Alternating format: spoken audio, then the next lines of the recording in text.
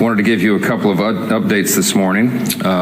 Yesterday we assembled here and I went through what I would summarize as 6 simple truths about the shutdown. I started with the background, a review of how we got to where we are, and then talked with you about the Democrats' counter-proposal and some of the absurd things that they've been demanding to reopen the government. And then I gave you an update on the current status. We did some questions. Well, sadly, that status has not changed. As you know, last night, the Senate Democrats, the same group, voted again to keep the government closed. So that was their 5th vote to shut the government down on the American people. It is regrettable and sad, and real pain is being felt by real people because of these political shenanigans. So today, instead of the 6 simple truths, I'm going to give you 5 key facts, okay? And then we'll do some questions. I'll be more brief today. I do think it is incumbent upon us to mark the tragic anniversary of October 7. And I'll just say just a very brief word about that. There's a lot that could be said. But there are protests right now around the country and around the world against Israel. And it makes no sense. We have to remember what October 7th marks. It was a massacre. You had 1,200 people that were murdered, many of them tortured and raped. I mean, just the most heinous crimes. Bloodthirsty Hamas terrorists went into villages of Jewish people in Israel and murdered babies and put them in ovens. It's unspeakable, and I won't go into the gross detail of what happened, but it was just terribly, terribly tragic. And then, of course, they kidnapped 250 people. It was the darkest day for the Jewish people since the Holocaust. And these are objective facts, and right now there are people protesting against Israel for fighting a war to defend their people and their homeland. And I would just say this very brief. I was on a radio interview this morning at WABC in New York. One of my friends there is Sid Rosenberg, and he is the host of that program, and he is himself Jewish. And we were talking about this, and we were talking about the good versus evil thing, and he said a lot of Jewish people these protests around the globe and against the wrong side. And I just said to Sid, and I'll read it to you. I brought my Bible in here this morning. I said, Sid, I'm always comforted by this passage in the Psalms, the Old Testament, the Christian Old Testament.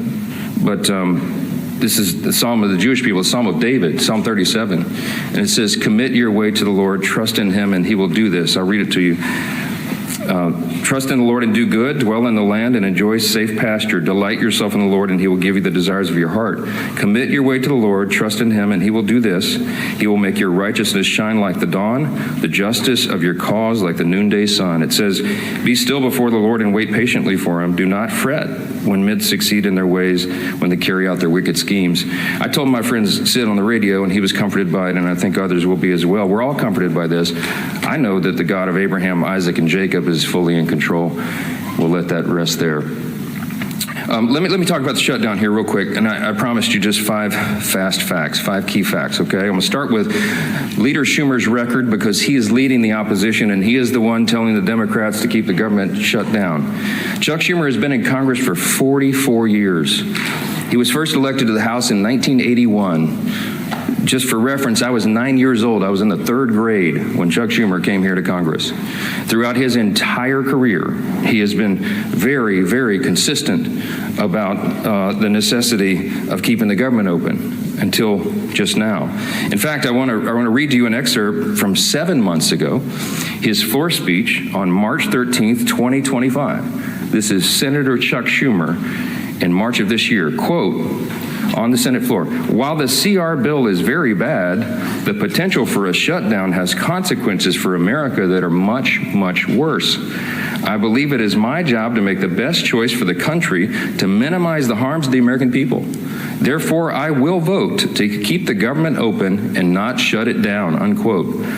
Now, what was Chuck Schumer talking about? The exact same bill that is on the floor today. That's what he himself said. And he did vote to keep the government open. And then, during an interview with Jake Tapper on CNN following that vote, on March 14th of this year, he said, quote, I'm proud I did it. I know I did the right thing, unquote. That is Chuck Schumer himself. Today's the exact same scenario. It is the exact same vote. It is the exact same spending levels. And he has no reason whatsoever to do anything different. except for the politics.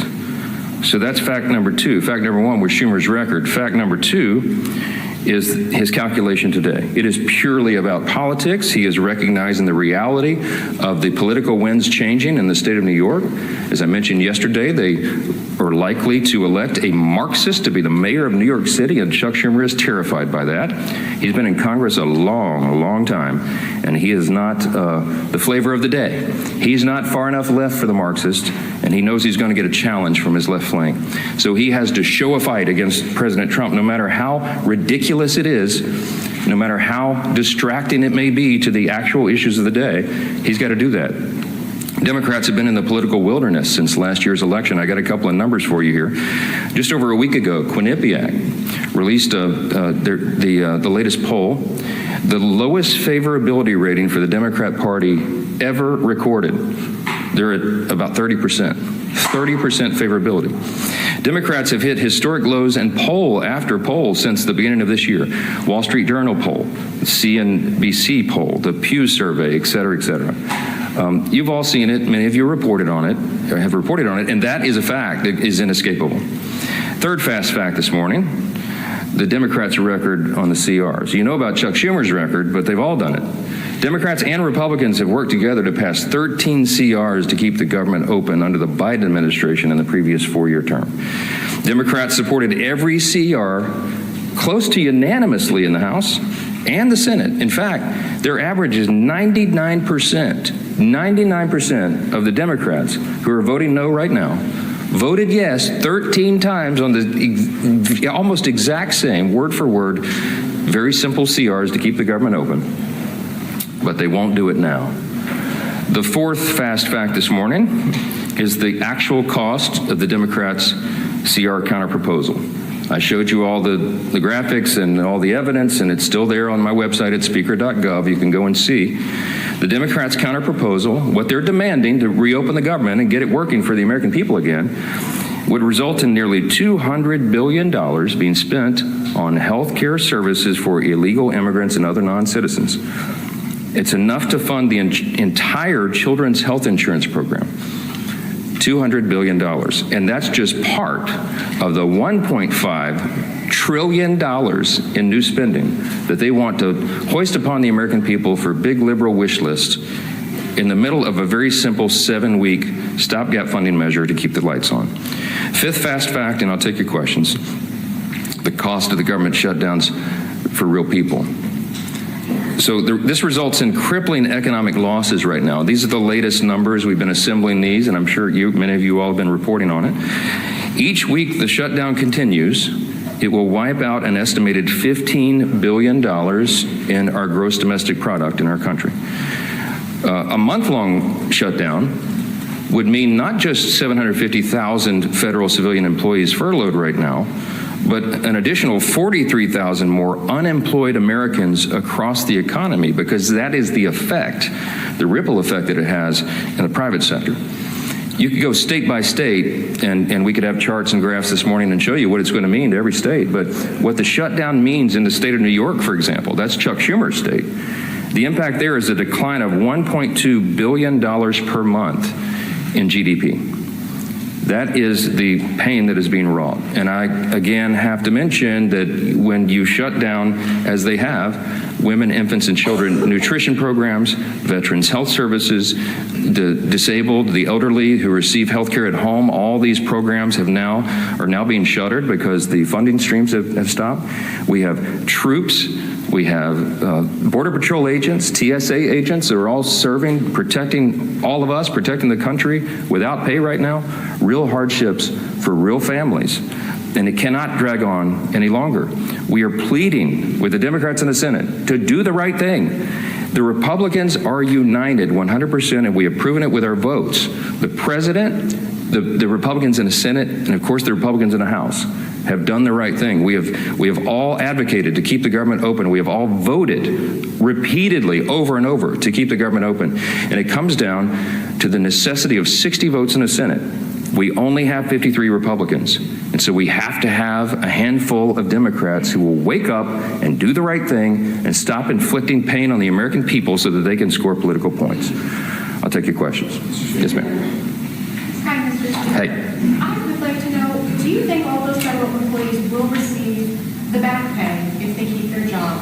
And then also, we saw in the Democrats' CR almost $500 million for PBS and NPR, $174,000 in death benefits to those 3 Democrat lawmakers' families who recently passed away, $437 million for the European Bank. Could you also comment on those 3 provisions too? Yes, I mentioned in the counterproposal, the CR for the Democrats presented, it's $1.5 trillion. And if you go through it, and we have, and you analyze what it is they're requesting, it's a list of absurd priorities. They know that we could never do that and would never do it because it's wrong. For example, they want to give $500 million back to the Corporation for Public Broadcasting.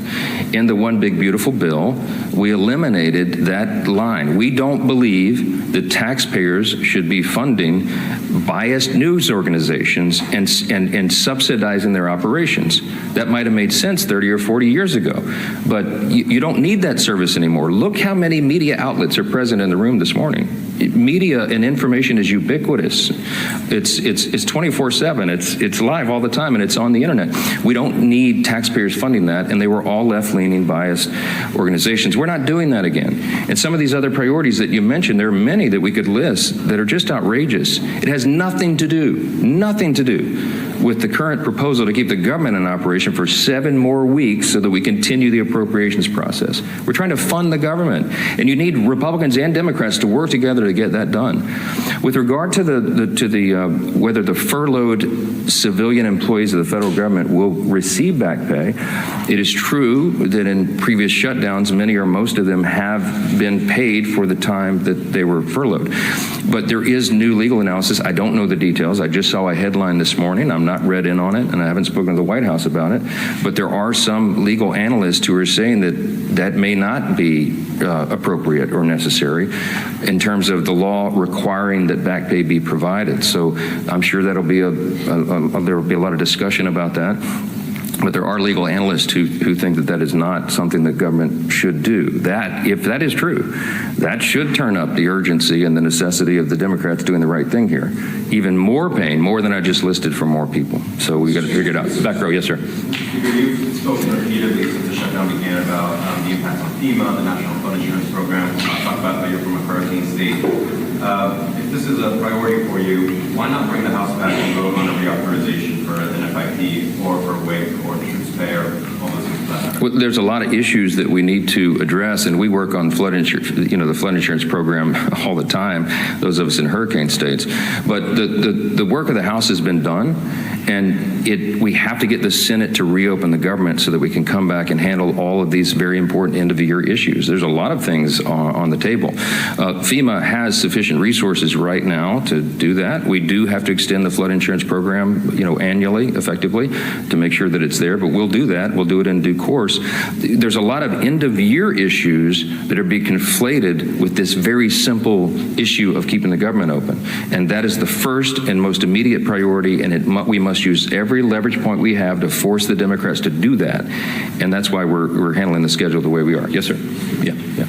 Thanks, sir. You talked about Leader Schumer's record with regard to continuing resolutions. Your record, you voted against continuing resolutions in the past, including when Speaker McCarthy was the Speaker. How do you explain your stance now versus yours previously? Yeah, different circumstances, different times. When we did CRs in the past, you had leverage points of things that when the Democrats were trying to put their partisan priorities in, we were trying to use whatever leverage we had in the minority to take them out. Very important distinction right now. We did not put in Republican priorities in the clean CR. I could have put some of our priorities or poison pills or things that Democrats had done in the past to us. We didn't, and that's why there's nothing to negotiate right now. People say, why aren't you negotiating? I don't have anything to offer. I can't go to a clean CR and say, let me pull off the Republican priority and make it more palatable for you, because we didn't add that in. It's simply a status quo continuance. One of the things we objected to back then was these were Biden-level policies and spending. I still object to that. But what I'm trying to do is keep the government open so that we can readjust those things. And as I gave you the long background yesterday, the summary of how we got to where we are, the appropriations process is working again. And we're going to be able to reprioritize federal spending, but we have to allow the time for that to continue, and we need 7 more weeks. But every day that they keep the government open, it gives us less time to finish the job. I'm talking about when McCarthy was the speaker and you guys had the majority. Yeah, well, we had divided government as well, right? The Democrats were, Chuck Schumer was over here negotiating in the Senate, and that's what's so ironic about it. When we were in the Oval Office, Chuck Schumer looked the president in the eyes and said, I've always been very fair. I've always allowed the Republicans their priorities. And I just looked at him like, oh, what? I'm sitting right here. I was the guy you were negotiating with. I called him at the 11th hour, I remember very vividly, and asked him not to put in a terrible poison pill. It was a big Democrat priority that is outrageous to the conservatives. And he said, yeah, I'm sorry, Speaker, can't help you, and literally hung up on me, you know. So now he wants me to be a fair broker. I have been. I gave him much more grace than he ever deserved. Yes, sir. Jake, sir. As a matter of principle on the back pay, I mean, understanding that there are people who have opinions about everything and analysis about everything, do you believe as a matter of principle that furloughed workers should receive back pay?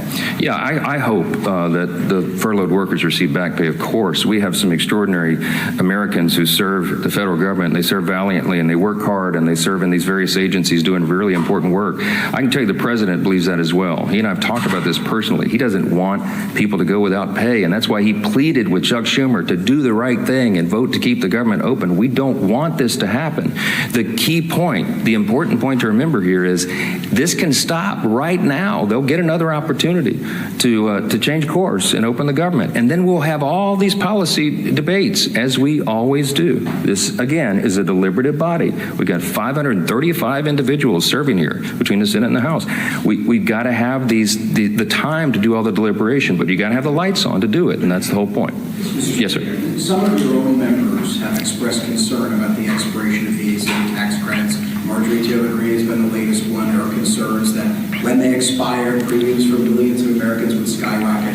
Why not begin negotiations on that issue right now? Because the government is closed, and as I mentioned, that's a December 31 issue. There are lots of conversations and deliberations and discussions right now, even bipartisan amongst members, about necessary changes that would have to be made, pretty dramatic changes, to even have that considered on the floor. But look, I'm not going to forecast the outcome of that. The whole point is you keep the government open, and then we have those discussions. We were always planning to have those discussions in the month of October. That's how the process works.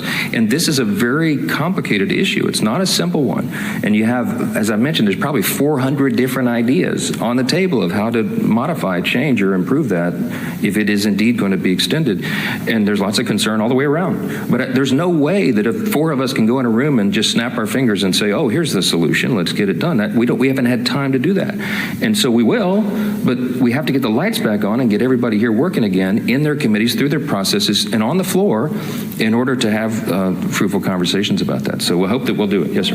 Congresswoman Greene specifically said that Republicans do not have a plan to deal with health. Congresswoman Greene does not serve on the committees of jurisdiction that deal with those specialized issues, and she's probably not read in on some of that because they've still been sort of in their silos of the people who specialize in those issues. When we get the conference back and when everybody's back together, we'll go through a lot of that. I mean, I've spoken personally to a number of members in the last 3 days, Republicans, from the most conservative member to the more moderate member, with their various ideas on that. There's a lot of work that's been done on that. It's implied as if this has been some sort of ignored issue. It's not that at all. Okay, but everybody's entitled to their opinion. I mean, not everyone knows everything. Congress is a very complex organization, operation, institution with lots of things going on in lots of different areas of committees of jurisdiction. And no one member is read in on everything that happens, because that would be an impossible amount of information. Last question. Yeah, let me go front row. Yes, sir. Go ahead. President Trump yesterday expressed a willingness to work with Democrats on the health care issue. You say that's not going to happen so long as the government is shut down. Does that change your calculus that the president says that he wants to see some kind of a negotiation or discussion on this, even if the government is shut down? Yeah, I don't know if you saw his truth after that was reported, but he made very clear that, yes, he's happy to sit down and talk with Democrats about health care or anything as soon as they reopen the government. And we are 100% consistent and united on that.